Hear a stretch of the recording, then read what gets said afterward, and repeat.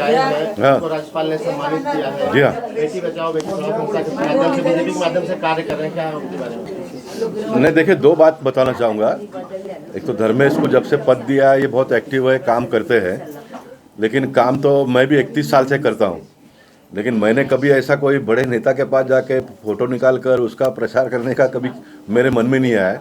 तो मैं चाहता हूँ कि मेरे साथ में काम करने वाले जो कार्यकर्ता वो लोगों की दुआ ले, अच्छा काम करके। बड़े नेताओं के साथ में फ़ोटो खिंचवाने से, निकालने से कोई बड़ा बनता है, ऐसा मैं मानता नहीं हूँ। और इसका दुरुपयोग भी नहीं होना चाहिए, इसका भी मैं थोड़ा दखल अंदाज लेता हूँ।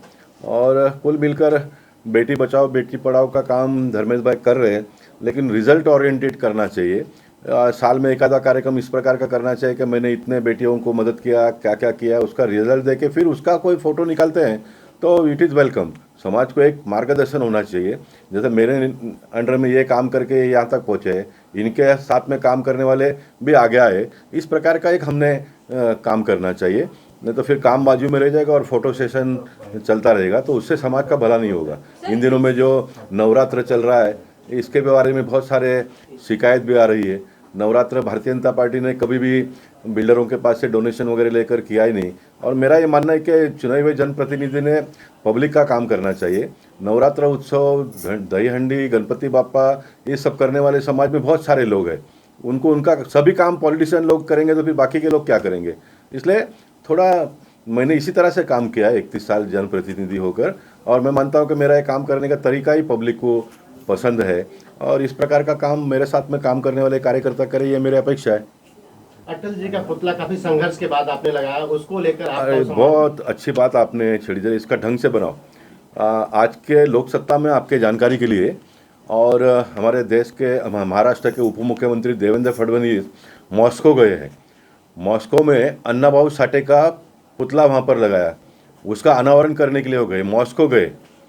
लेकिन हमारे महाराष्ट्र के उद्धव जी के नेतृत्व में जो सरकार ने 2.5 साल काम किया, उन्होंने भारत रत्न अटल बिहारी वाजपेयी जी का पुतला मुंबई में लगाने के लिए परमिशन देने के लिए 1 साल लगाई, और दिया ही नहीं। एक जगह पर मॉस्को में अन्नाभाऊ साठे का पुतले का परमिशन मिलता है और उसके कार्यक्रम के लिए हमारे महाराष्ट्र के उप मुख्यमंत्री जाते हैं। तो दूसरी जगह पर महाराष्ट्र में मुंबई में भारत रत्न अटल बिहारी वाजपेयी जी का पुतला लगाने के लिए ऑफिसर, जिनका अगर मैं नाम ही लेना है तो chief secretary Manu Kumar Srivastava, principal secretary थे उन दिनों में आशीष कुमार सिंह जी, और नितिन करीर, ये 3 बड़े IAS ऑफिसर, इनको ये लोकसत्ता का आज पेपर पढ़ के बोध लेना चाहिए उन्होंने। और मैंने ये मैंने मांग किया है ऑलरेडी, और मैं इसको आने वाले दिनों में और जोर से आगे लेके जाऊंगा, क्योंकि मैं बदलाव के लिए काम करता हूँ। मैं बदले के लिए काम नहीं करता हूँ, मैं बदलाव के लिए काम करता हूँ। मैं बहुत खुलकर, मेरी मन की ये वेदना है, शर्म आनी चाहिए इस प्रकार के IAS ऑफिसरों को जिन्होंने भारत रत्न अटल बिहारी वाजपेयी जी का अपमान किया। और मैं मॉस्को के लोगों का अभिनंदन करता हूँ, महाराष्ट्र की जनता के ओर से, अन्नाभाऊ साठे जी को मानने वाली जनता के ओर से। उन्होंने उनके देश में अन्नाभाऊ साठे जी का फोटो लगाया। इसमें से ऑफिसर लोगों ने सीख लेनी चाहिए। ये भ्रष्ट अधिकारियों को, जब तक ये पॉलिटिशियन सिस्टम में काम करने वाले लोग ठीक ठाक नहीं करते हैं, ये महाराष्ट्र के लोगों को, मुंबई शहर के लोगों को न्याय नहीं मिलने वाला है। बेटी बचाओ बेटी पढ़ाओ में जैसे साहब ने आज कहा है, तो उसको मुझे समझना है, ध्यान में देना है कि भाई मुझे उसको किस तरह से आगे बढ़ाना है। क्योंकि उनका जो विश है कि भाई बच्चों के लिए कुछ करो, जैसे शादी ब्याह एक बिल्डर करे, जवाबदारी ले लेता है। तो मैंने भी कहा कि साहब मुझे बोलना नहीं था, मगर मैंने पिछले टाइम जो स्कूल में ऐप दिया था 13 अगस्त को आपके नेतृत्व में, वहाँ पर जो बच्ची थी स्नेहा दुबे जी, उनकी फ़ीस के बारे में मैंने उधर बात कर ली है। मैं उनको सालाना हर साल उनका एजुकेशन का खर्चा मैं ले रहा हूँ। तो मैंने आज साहब को बता दिया। एक्चुअली मैं बताने वाला नहीं था, हिडन थोड़ा रखता था, मगर साहब ने थोड़ा ये बात किया तो मेरा दिल से निकल गई कि साहब मैंने भी एक बच्चे को एडप्ट किया है। जी के पास आए, आपको राज्यपाल ने जो सम्मानित किया उसको उनको समर्पित किया, और अटल जी का जो पुतला लगाया उसके लिए भी उनका धन्यवाद आपने कहा है। आप क्या कहना चाहेंगे? आपको कुछ सलाह दिया है शेट्टी जी ने?